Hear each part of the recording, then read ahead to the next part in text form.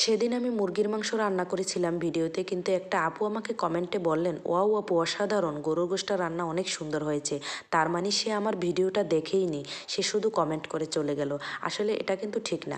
একটা ভিডিও দেখে গঠনমূলক কমেন্ট করবেন, এটাই হচ্ছে নিয়ম। কিন্তু ভিডিওটা না দেখে আপনারা কেন এভাবে কমেন্ট করেন আসলে আমি জানি না। ভিডিওটা দেখে তারপরে কমেন্ট করবেন, তাহলে আপনারও ভালো হবে, আমারও ভালো হবে। অনেক দিন পরেই গরুর গোশটা রান্না করতেছি আর আপনাদের সাথে শেয়ার করতেছি, কারণ অনেক দিন ধরেই গরুর গোশ খেতে ইচ্ছে করছিল, কিন্তু ভয়ে রান্না করি না, কারণ আমার গরুর গোশ খাওয়া নিষেধ, কারণ আমার লিভার ফ্যাটি, এজন্য।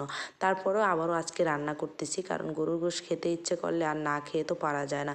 তাই খুবই সহজ উপায়ে আপনাদের মাঝে গরুর মাংস রান্না করতে চলে আসলাম আর গল্প করার জন্য। দেখেন, সবাই রান্না করতে পারেন, কে কীভাবে রান্না করেন আমি জানি না। আমি যেভাবে রান্না করি আমি সেভাবে আপনাদের মাঝে তুলে ধরি, কারণ আমার ছোট ছোট বাচ্চা আছে, আপনারা জানেনই তো।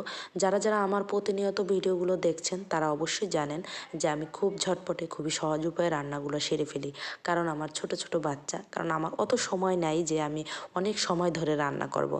আমার রান্না কীরকম হয় অবশ্যই আপনারা কমেন্টের মাধ্যমে জানাবেন যে আমার এই ঝটপটে রান্নাটা কীরকম হয়।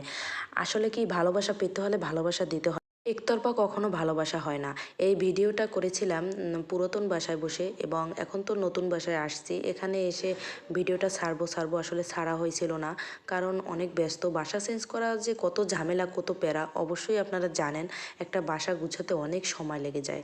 এজন্য ভিডিওটা ভাবলাম আজকে আপনাদের মাঝে শেয়ার করি, কারণ ভালো লাগতেছিল না। কিছু কিছু ভিডিও আছে যা আপনাদের সাথে শেয়ার না করলে মোটেই ভালো লাগে না, আমার একদমই তাই। আমি ভিডিও আপনাদের সাথে যা কিছু করি না কেন সবই আপনাদের মাঝে শেয়ার করি, আর না আমার মনের ভেতরটা কেন যেন শান্তি হয় না। তাই এই যে দেখেন, আপনাদের সাথে কথা বলতে বলতে একদম গরুর গোশটা কষানো প্রায় হয়েই যাচ্ছে। ভালোভাবে গোশটা কষিয়ে নেব। আর বাসা চেঞ্জ করার সময় আমার এত ঠান্ডা লেগেছে, এখনও ঠান্ডাটা আমার কমতেছে না। আপনাদের যদি কোনো টিপস জানা থাকে অবশ্যই আমাকে বলবেন। আমি গরম পানি খাচ্ছি, চা খাচ্ছি, ওষুধ খাচ্ছি, তারপরও আমার ঠান্ডা কমতেছে না। কিভাবে ঠান্ডাটা কমাবো অবশ্যই আপনারা আমাকে বলবেন কমেন্টের মাধ্যমে। কষানো শেষ, এবার পরিমাণ মতন পানি দিয়ে দিয়েছি।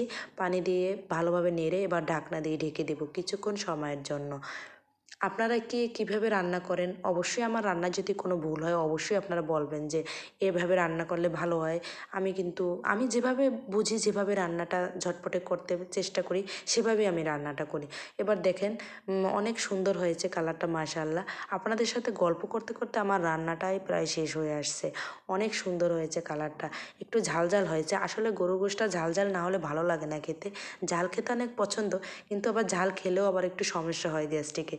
তারপরও কী করার বলেন, ঝাল না হলে তো ভালো লাগে না। যাই হোক, আমার রান্নাটা শেষ। সবাই ভালো থাকবেন, সুস্থ থাকবেন। আল্লাহ হাফেজ।